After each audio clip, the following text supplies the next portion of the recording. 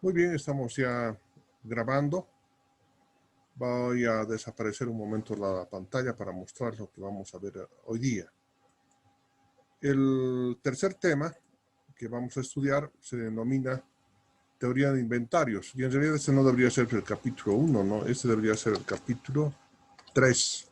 Entonces, dicho esto, vamos a leer lo que aquí se presenta como un prolegómeno a lo que es la teoría de inventarios. Dice así: en una fría mañana de invierno, suena el teléfono del gerente de una empresa, ¿no? El que dormitado dice descuelga y contesta, ¿no? Y al otro lado de la línea le dice: hola, jefecito. Contesta el interlocutor al otro lado de la línea telefónica: debe venir ya nomás porque los vecinos del campamento Pairaviri se han movilizado y están pidiendo su cabeza. Están malitos. Los efectivos de la policía también ya están en el lugar. Dice: a las 2 horas, conjuntamente el comandante de la policía departamental, el asustado gerente y algunos de sus colaboradores son tomados rehenes por una enardecida multitud de vecinos que piden le devuelva el transformador de energía eléctrica que los electricistas lo habían cambiado por otro en la madrugada para instalarlo en el mercado gremial donde no había energía eléctrica desde la noche anterior. Entonces lo que trato de decir acá es lo siguiente en la conclusión. Lo que acaba de leer, amable lector, no es parte de una novela policíaca, ¿cierto? Ni tampoco de movilizaciones sociales a las que estamos acostumbrados, sino a una política desacertada de administración de inventarios de una empresa. Ahí tienen ustedes un transformador. Resulta de que este transformador fue el que ocasionó el problema en el campamento Pailaviri. ¿Qué es el campamento Pailaviri? El campamento Pailaviri es un barrio de la ciudad de Potosí, de esos aguerridos donde antes se concentraba la población minera, ¿no? De la empresa minera unificada del Cerro de Potosí, dependiente de la Comibol, donde los ciudadanos en este barrio habían comprado un año antes, o tal vez un poco menos, un transformador, porque antes la gente del campamento Bailaviri, como casi en todos los campamentos que tenía la Comibol, tenían energía eléctrica gratis. Y les dieron, después de que cerró la Comibol, por varios años más gratuitamente la energía eléctrica. Pero la energía eléctrica cuesta. Y como ya no eran dependientes de la Comibol, ¿no? Y les dieron estas casuchas del campamento a los mineros que aún quedaban, que se habían retirado de la EMUCP en 1986. Entonces ellos decidieron, juntaron dinero y decidieron salir de la red de Comibol y adjuntarse a la red de CEPSA en la ciudad de Potosí. Estos caballeros, como pusieron dinero entonces, asumieron propiedad de su red, de su ampliación eléctrica, ¿no? Y cuando se quemó el transformador en el mercado gremial, entonces vieron que llamaron a la oficina central, en la oficina central dijeron: no hay en existencia. Y reitero nuevamente el nombre: no hay en existencia. Situación que determinó, ¿sí?, que sin que sepa el gerente, el jefe de operaciones, hizo que sacaran el transformador de este campamento, lo llevaran al campamento Painaviri y aquí colocaran un transformador un poco más pequeño. Pero cuando se dieron cuenta que estaban haciendo esta actividad, salieron los vecinos, tocaron la sirena de las épocas de la Comibol, reunieron a unas 200 familias que eran los que habían sido beneficiados con esta ampliación. Los agarraron a pedradas a los electricistas, despidieron al gerente y todo. ¿Por qué? Por una sencilla razón: no había transformadores en existencia.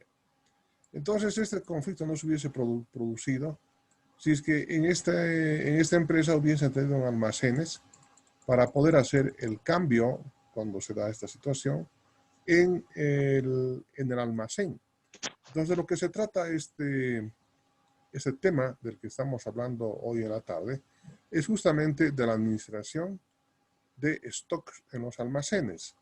Parece una cosa muy elemental, pero debo comentarles a ustedes que una gran cantidad de estudiantes que presentan como tema de tesis presentan sistemas de inventarios para la farmacia, sistemas de inventarios para la empresa, etcétera, etcétera. Se trata de sistemas de inventarios. Obviamente que no he conocido en profundidad, pero debe ser, me imagino, el sistema informático para el control de movimiento de almacenes, evidentemente. Eso se puede hacer en cualquier lenguaje de programación. Pero existe toda una teoría que se ha desarrollado anteriormente respecto al control de inventarios, a cómo poder determinar la cantidad óptima de pedido, determinar el tiempo de duración del inventario, determinar la duración entre pedidos, es decir, una serie de parámetros que se han estudiaron y plantearon y resolvieron a principios del siglo anterior. Por eso que normalmente la principal fórmula que se ha creado, que es la cantidad económica de pedido, que es el Economic Order Quantity, ¿no? La cantidad económica de pedido. Por eso dice Economic Order Quantity, EOQ en sus siglas en inglés.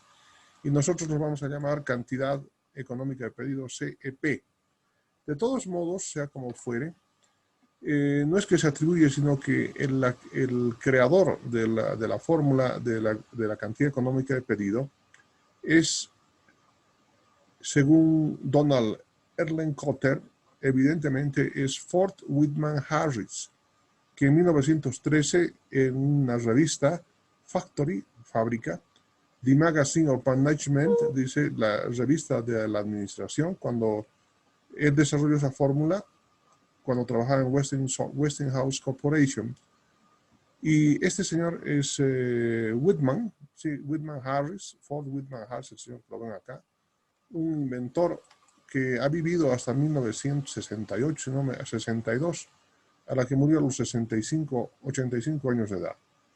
De acuerdo a las investigaciones realizadas, Whitman Harris, aparte de haber creado en 1912 o 1913 la cantidad económica de pedido, haber creado para la aplicación en los modelos de control de inventarios. Entonces, se dice que desafortunadamente durante el resto de los años 30, su fórmula se utilizó durante la Primera Guerra Mundial con fusión, dice, ¿no? Pero su nombre fue confundido con editores y con otras personas que sistematizaron la información que había en la época.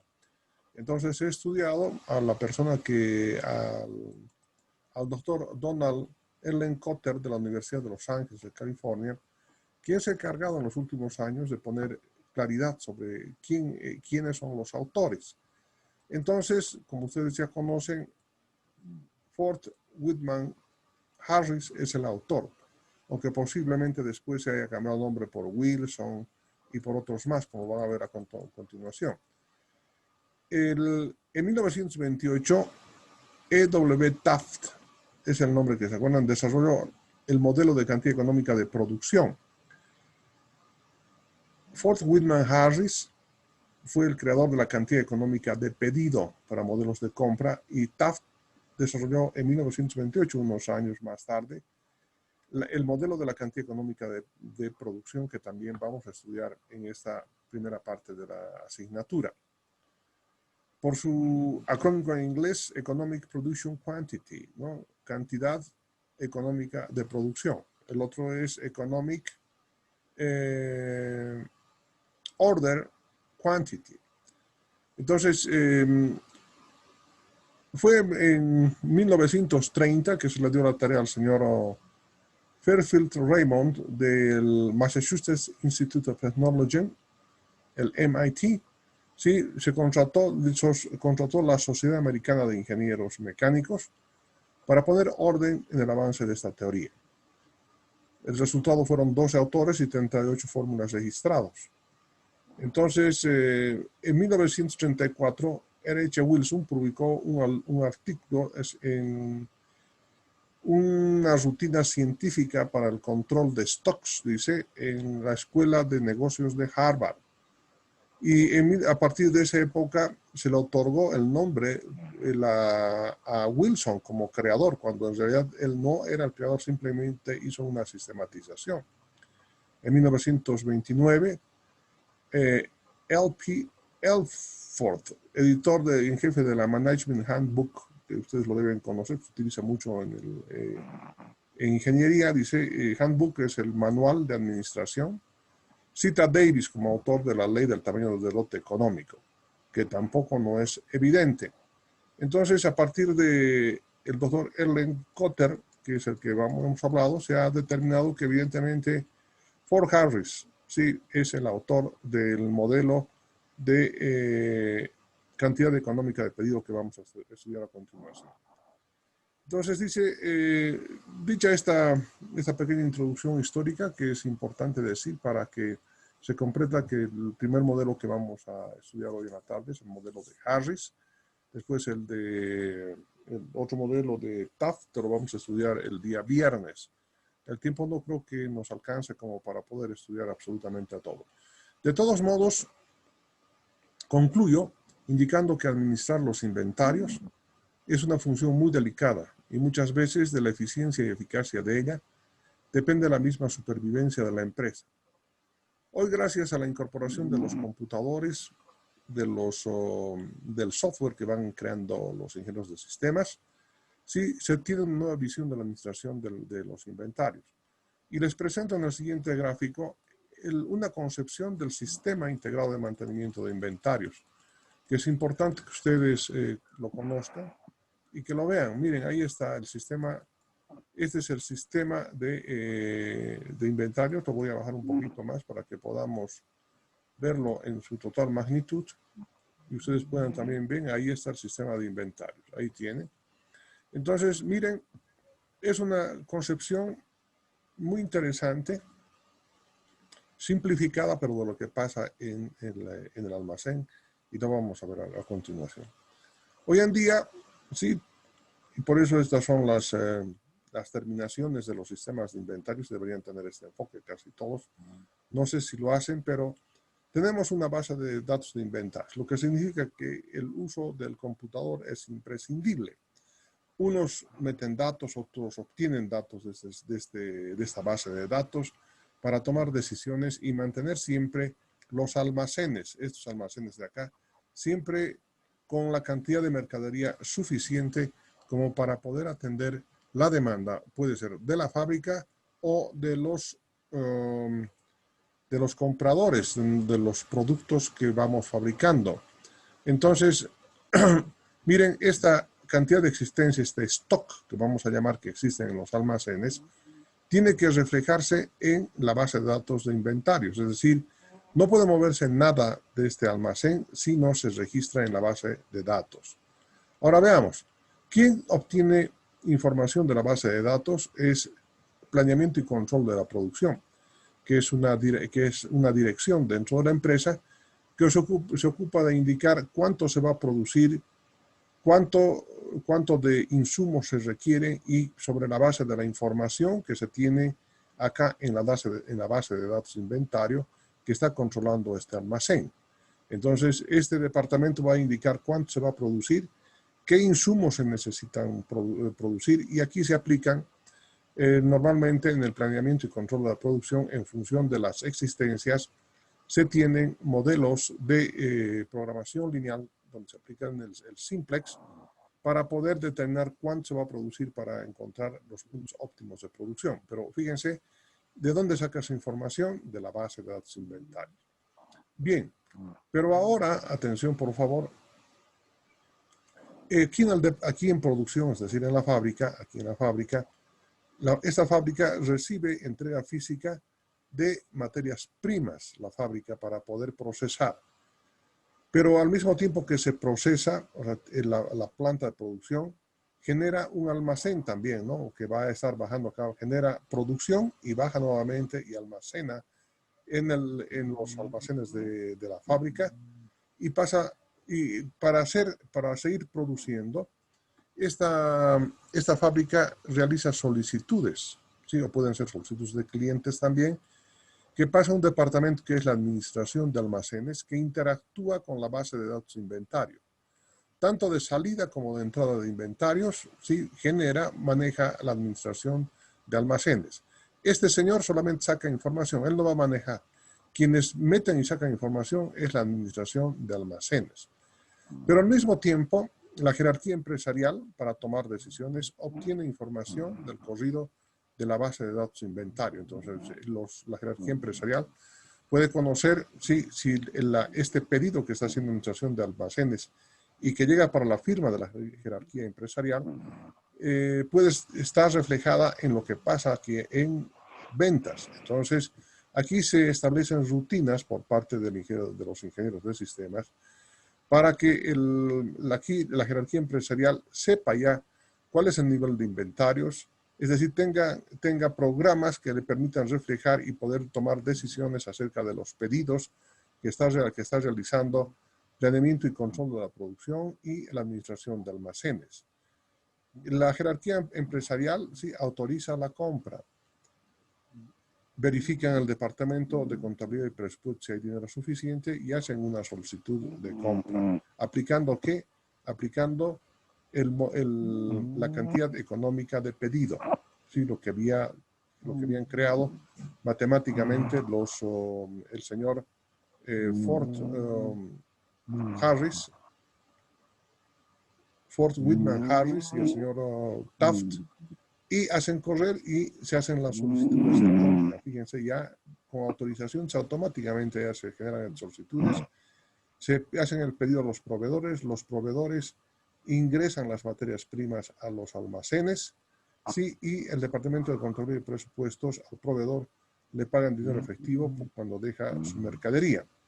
Entonces, de esta manera funciona el sistema de inventarios. Ahora, por supuesto que pueden haber mucho más sofisticados, complejos, etcétera, pero básicamente un sistema de inventarios funciona de esta manera.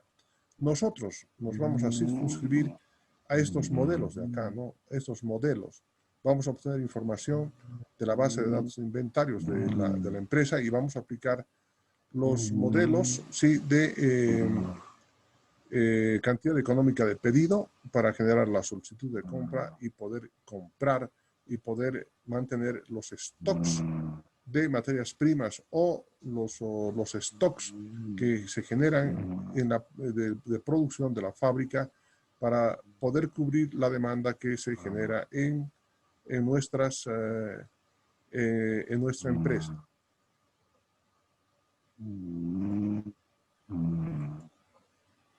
El manejo de las asistencias físicas y monetizadas de todo el sistema integrado de mantenimiento de inventarios descansa sobre la base de datos que puede ser desarrollada en cualquier paquete o lenguaje informático.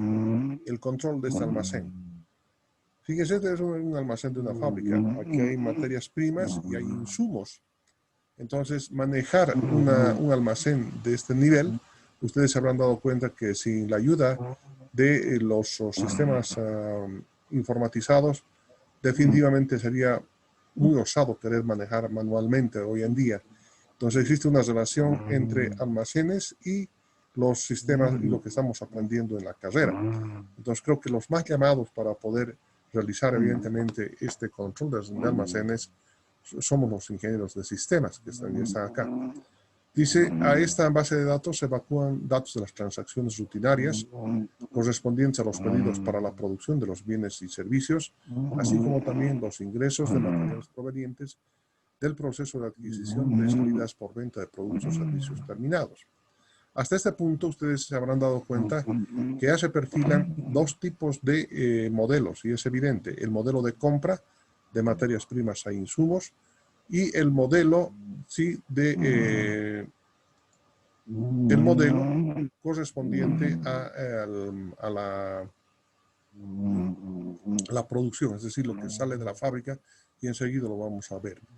Sistemáticamente ordenamos los datos en registros por ítem, permiten la obtención de información valiosa e importante para áreas funcionales, niveles jerárquicos y para el propio funcionamiento del sistema, del anterior sistema. Entonces, dada la concepción, entonces necesitamos generar programas informáticos que manejen el control de existencias y además cuánto cuesta en términos monetarios mantener ese almacén.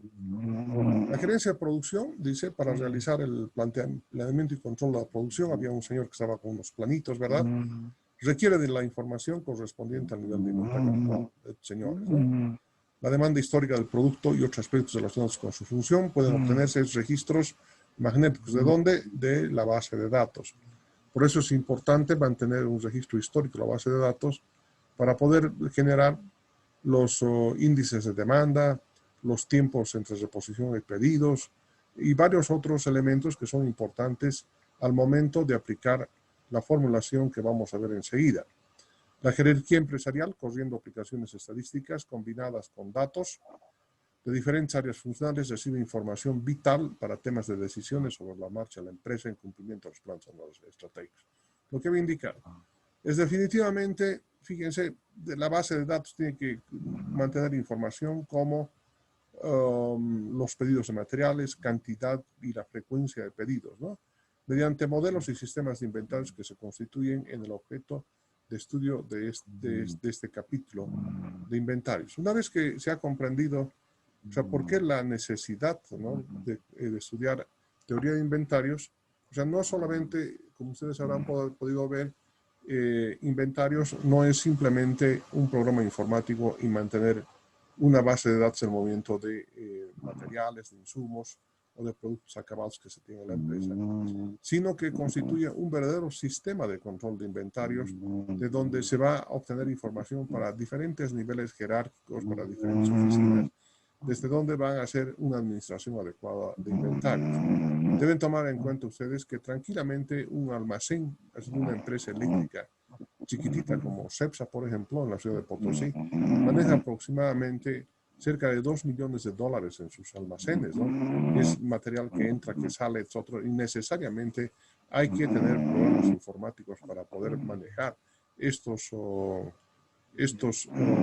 almacenes de cualquier planta industrial o de cualquier tipo de organización. Entonces, aquí vemos que administrar inventarios no es pues cuestión de empiria, ¿no? Ahí ustedes tienen, hay un señor lanzando sus dados a una ruleta y en función de aquello, ¿no?, ¿cuánto le voy a enviar? No, un momentito, tanto, no es así. Es el resultado de una formulación matemática. La formulación es científica, por eso que es teoría.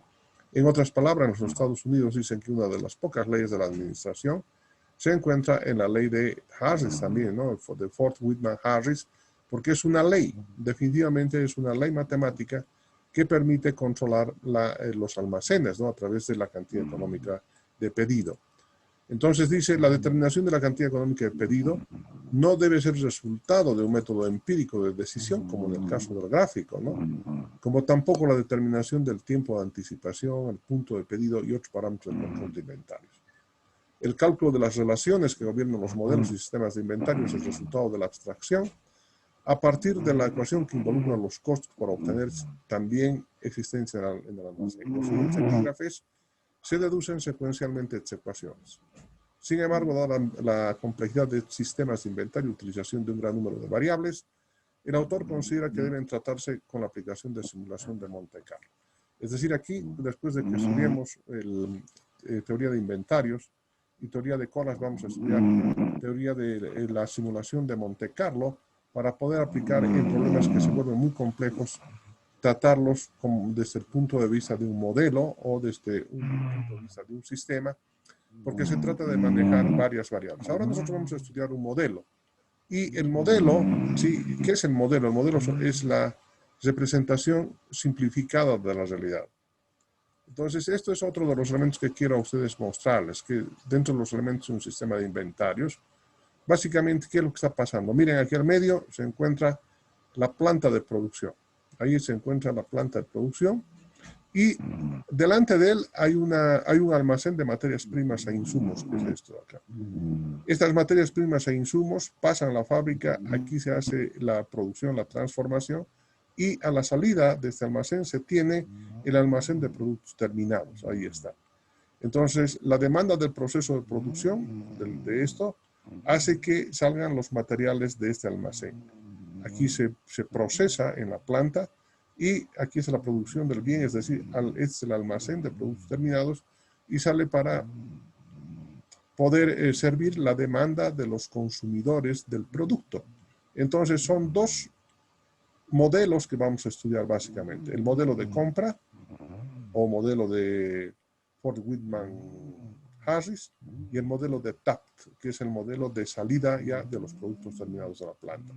Estos son los dos modelos que vamos a estudiar durante esta clase, mediante en este tema más bien, porque hoy en la clase solamente vamos a estudiar los modelos de Harris. La administración del almacén de materias primas e insumos, dice, se centra básicamente en la demanda del proceso que ha sido establecida por el plan de producción de la fábrica para determinar la cantidad económica de pedido. Este modelo también se emplea en la actividad comercial de compra y venta de algún artículo en particular. Es decir, el primer modelo, el modelo de Ford Whitman Harris, sirve también para las tiendas comerciales. Entonces, también es de altísima utilización y se maneja. En la administración de almacenes de productos terminados, es decir, cuando sale de la planta industrial, son dos variables que determinan la cantidad económica de manufacturación, la tasa de producción, que determina la velocidad a la que ingresan los productos al almacén, y la demanda que se genera por la venta de estos mismos productos. O sea, tienen sus características y manejan prácticamente los mismos conceptos que vamos a ver a continuación, pero analizado cada uno de estos modelos en el modelo, al ingreso antes de la planta, antes del proceso de producción, o modelos que se equiparan también con el manejo de almacenes de venta de productos, y a la salida del proceso de producción, que es el que maneja el modelo de la cantidad económica de manufacturación o producción. ¿Cuáles son esos parámetros, esas variables que intervienen en estos modelos? La primera variable es la demanda, y esta demanda la vamos a representar por la D mayúscula. Es la principal variable de un problema de inventario, puesto que determina el nivel del resto de los parámetros para encontrar, para poder controlar el modelo o sistema. Y evidentemente, si no existe demanda, definitivamente no podemos realizar. Esta es la principal variable que se toma en cuenta para la determinación de ambos modelos. Esta demanda representa el número de unidades requeridas en un determinado periodo de tiempo. Por ejemplo, llamadas por día, bolsas de cemento por mes, litros de gasolina por hora, etc. No debe confundirse con el nivel de ventas, puesto que podría existir mayor requerimiento que inventarios en el almacén o disponibilidad en atención a un servicio. De todos modos, nosotros vamos a llamar tasa de demanda. En el caso de modelos de inventario, se considera que la demanda de manera determinística, además, es única para facilitar los cálculos, porque es un modelo de inventario. Si queremos representar una cosa un poco más compleja, entonces tendríamos que hablar de dos o más posibilidades de existencia de la demanda. Entonces, en ese caso, ya no deja de ser modelo y empezamos a estudiarlos como si fueran los sistemas, que también los vamos a estudiar. Y muchas veces estos sistemas, claro, para poder desarrollar desde el punto de vista didáctico, podríamos utilizar unas 3 demandas, como lo vamos a hacer. Pero en la realidad puede ser que la demanda pueda variar de unas 50 o 100 veces. Entonces, en ese caso, necesitamos utilizar la simulación de Monte Carlo anticipadamente, porque en el manejo como modelo simplemente vamos a trabajar con una demanda. Cuando trabajemos con sistemas, con más de una demanda, 2, 3, etc. Pero cuando ya se trabaja con más demandas, definitivamente solo la simulación de Monte Carlo, que es un modelo que ha sido creado por ese gran matemático de origen húngaro, que es John Foy Neumann, lo había desarrollado hace unos años atrás, durante la Segunda Guerra Mundial, en el trabajo en los Álamos, cuando era matemático en el proyecto Manhattan, o creación de la bomba atómica. Otros elementos que necesitamos estudiar constituye el número de pedidos por periodo. Entonces, normalmente la demanda sí se va a generar en un periodo de tiempo, dice. Normalmente año, también puede ser mes o semana, pero imaginémonos año. Entonces, la pregunta es, ¿cuántos pedidos tengo que hacer en un año? Entonces, este es el concepto de N. N mayúscula es el número de pedidos por periodo, en función de la unidad de tiempo que se esté manejando en la demanda. El tiempo de anticipación. ¿Cuál es este concepto del tiempo de anticipación? Es decir, desde el momento en que se hace un pedido hasta el momento en que llega el mismo, que se repone al inventario, a eso se denomina tiempo de anticipación y se denomina con la letra A mayúscula. El punto de pedido, PP, es el nivel de inventarios que corresponde en el momento en el que tengo que hacer un pedido. Por eso se llama punto de pedido. Normalmente se utiliza ese punto de pedidos cuando estemos tratando el tema de sistemas de inventario, pero es importante que ustedes se den cuenta que este punto de pedido va a ser igual a la máxima demanda por el tiempo de anticipación de llegada de pedido. Entonces, ya les he dado un adelanto y además que se comprende de lo que se trata del punto de pedido. Es un nivel de inventario que sirve, ¿cierto?, para determinar la máxima demanda que se produciría desde el momento en que se hace este pedido hasta el momento en que llega, entonces para evitar entrar en déficit. Enseguida vamos a ver lo que es el déficit. El precio de compra o costo de manufacturación, ¿sí?, es el componente del primer costo P, que es el precio de compra del producto. ¿Qué estoy queriendo comprar? 5.000 quintales. ¿Cuánto vale el quintal? $200. Muy bien, ese es el precio, ese es P. El costo de hacer una compra, esto es importante que tomemos en cuenta lo siguiente, se va a denominar H. Es el costo administrativo, sí, en algunas veces también, en algunas oportunidades, se incorpora el costo de transporte y flete. Si la compra no fuera en CIF almacenes, entonces es toda la parte procedimental administrativa que se va a gastar.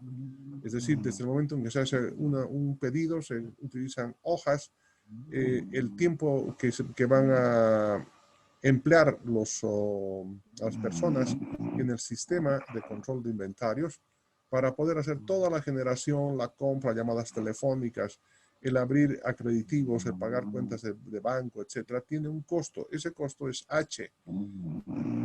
Y el costo de organizar una tanda de producción, sí, que es el que tiene la misma letra H también, pero este costo de hacer una compra es diferente al costo de organizar una tanda de producción, porque cuando se hace una compra se refiere exclusivamente para hacer una adquisición de productos, insumos o materias primas antes de entrar a la planta de producción.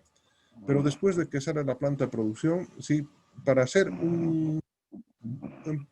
una tanda de producción, es decir, fabricar, se necesita muchas veces organizar esa tanda de producción, lo que significa que el tiempo en que emplean los ingenieros en hacer nuevos planes, en reordenar la maquinaria para establecer líneas de producción, en hacer algunos cambios, etc. Ese es el costo de organizar una tanda de producción. Entonces dice qué costos se involucran en este costo de organizar una tanda de producción: mano de obra, materiales y ajustes técnicos necesarios para iniciar la producción. Acabamos de estudiar todas las faltan estas dos. Las variables con las que se van a trabajar en los modelos de inventarios y en los sistemas también. Y estamos definiendo el costo de mantenimiento del inventario, se va a expresar con la letra M mayúscula. El costo de mantenimiento de inventario se expresa en unidades monetarias sobre unidad física por tiempo, es decir, cuánto va a costar mantener esa unidad. Y eso aquí se incluyen costos de actividad de predio, costos de estiaje y manipulación, impuestos a los inventarios, costo del dinero inmovilizado, seguros contra robos, incendios y otros. También se consideran la obsolescencia y deterioro de la calidad. Entonces, un producto que está un año, sí, automáticamente, aunque se den las mejores condiciones para que sea ahí, va a haber algún tipo de deterioro, por lo menos se van a empolvar, ¿sí? Y existe un costo, ¿no? Porque ese bien se lo pueden robar, por lo tanto hay que establecer costos de serenaje, costos de cuidado, etcétera, etcétera, ¿no? Y finalmente este costo de déficit, este costo de déficit es lo que en el momento en que no hay unidades en el stock del almacén para poder atender la demanda, entonces se producen unos costos que van a ser en que vamos a tener que comprar en mayor precio, vamos a tener que adquirir, para empezar, mayor precio, luego seguramente va a haber un desprestigio, ¿no? Porque no hemos podido atender a tiempo, posiblemente multas, sanciones. Todos esos elementos se denomina costo del déficit. Entonces dice aquí, Este tipo de costo contempla costos ocultos tales como la pérdida de prestigio y pérdida potencial de utilidad, así como otros como los requerimientos de tiempo extra, costos especiales de administración, pérdida de tiempo de producción y cualquier otro costo que se tenga que identificar como el costo de déficit desde el momento en que el almacén queda sin materiales para atender la demanda. Entonces, este gráfico 4 está mostrando el almacén donde se aplica esta teoría. Deberíamos mostrar este otro almacén, ¿no? Porque hasta aquí parece un almacén chiquitito, pero este chiquitito si lo abstraemos de esta otra manera, miren este almacén de una fábrica, ¿qué tal? Manejarlo. ¿Cuánto de aquí debe tener? Millones de dólares en materiales, ¿no? Circuitos electrónicos, y que tienen que estar ahí para el mantenimiento de la planta y además para la producción. Entonces, administrar ese tipo de almacenes es lo que a nosotros ahora nos está llevando como objetivo de la clase de hoy. ¿Cómo poder administrar los inventarios? Para ello, necesitamos estudiar inicialmente el modelo de compra sin déficit. Es decir, en los dos modelos de los que hemos hablado, el modelo de compra y el modelo de manufacturación, pueden dividirse estos modelos en cuando existe o no existe déficit, cuando se permite o no se permite déficit. Entonces, inicialmente vamos a ver estos modelos determinísticos de inventario. Se presentan dos modelos de aplicación específica, los modelos de compra y los modelos de fabricación. Ambos modelos presentan particular diferencia cuando presentan déficit. Consecuentemente, serán analizados 4 modelos determinísticos de inventario. Modelo de compra con déficit, modelo de compra sin déficit. Modelo de manufacturación sin déficit y modelo de manufacturación con déficit. Vamos a estudiar ahora los modelos de compra sin déficit. Para poder comprender este modelo, ¿sí? Necesariamente voy a tratar de ver por los minutos que todavía, si existen algunos minutos, voy a dejar de... Muy bien ahí, ojalá que tengamos un poco de suerte hoy para poderles expresar lo siguiente, ¿no?